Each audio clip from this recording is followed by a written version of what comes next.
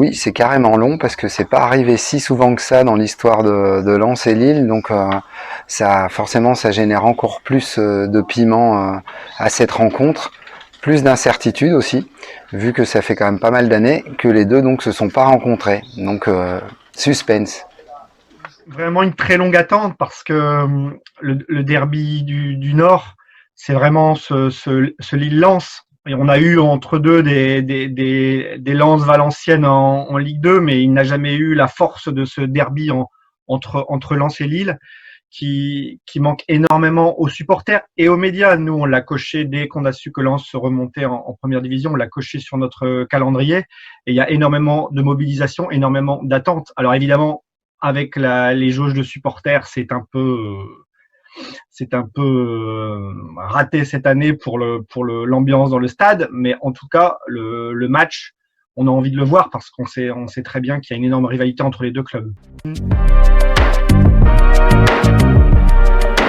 Alors il y a un derby vraiment qui m'a marqué, et justement c'était un match qui survenait après plusieurs années sans derby, c'était en 2000.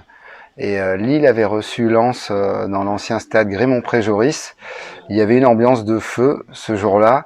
Et Lille avait gagné 2-1 après avoir été mené tout le match 1-0. Lille avait réussi à marquer 2 buts dans les 5 dernières minutes et il y avait une ambiance extra, sans doute l'une des plus belles que j'ai vues dans un stade de foot ce jour-là. C'est plutôt dans le sens Lens-Lille que j'ai des souvenirs et celui qui m'avait vraiment énormément marqué, c'était en 97, c'était au stade Bollaert et c'était un peu une dramatique. La Voix du Nord avait titré une dramatique à Bollaert ce soir-là parce que les deux clubs étaient en mauvaise position. C'était la 34e journée. Ils étaient tous les deux menacés un peu par la relégation. Sur le banc lensois, c'était Roger Lemaire. Sur le banc du LOSC, c'était Charlie Samoy.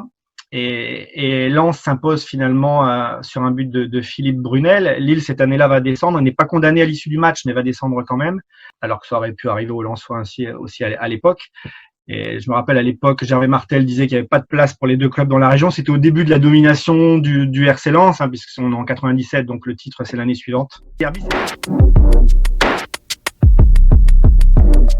Au petit jeu des pronostics, bien malin celui qui pourrait dire qui de Lille ou de Lens va gagner, mais quand même, sur le papier, Lille est un ton au-dessus.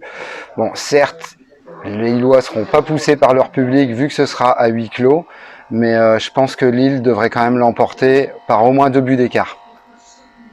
C'est compliqué. On a la chance d'avoir un derby de haut de tableau entre le deuxième et le troisième. Il faut bien reconnaître que le LOSC est assez impressionnant dans sa solidité et donne l'impression de monter en puissance, même si offensivement, on ne le sent pas encore tout à fait prêt.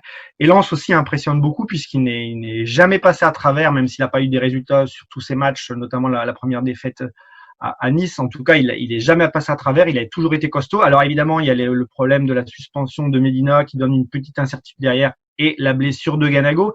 Mais on sent les Lensois tellement en confiance qu'ils sont capables d'aller s'accrocher au stade Pierre-Mauroy. Alors moi, je vois un match nul, un partout.